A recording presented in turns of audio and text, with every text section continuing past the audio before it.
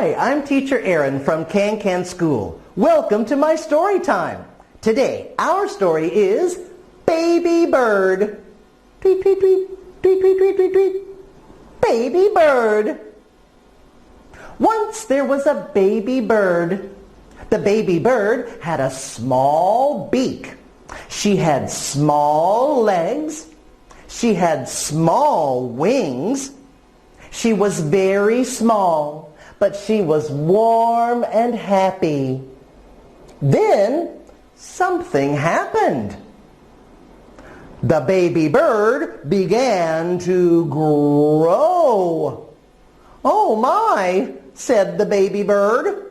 "My beak is getting stronger. My legs are getting longer. My wings are getting bigger too." The baby bird grew and grew.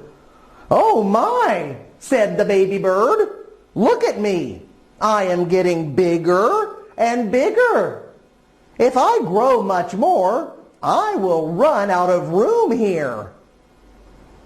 The baby bird grew more and more.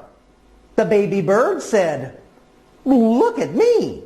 My beak is getting stronger, a lot stronger. My legs are getting longer, a lot longer. My wings are getting bigger, a lot bigger. This space is just too small for me." "Ouch," said the baby bird. "I am too big for this space. My legs are too long. My wings are too big. What can I do?" "I know what I can do," said the baby bird. "I can peck with my beak. My strong, sharp beak will get me out of here." The baby bird pecked and pecked. She did not stop. Then something happened. Crack, crack, crack! The baby bird got out of the egg. The baby bird was free. The baby bird said, "Now my long legs can hop. My big wings can flap.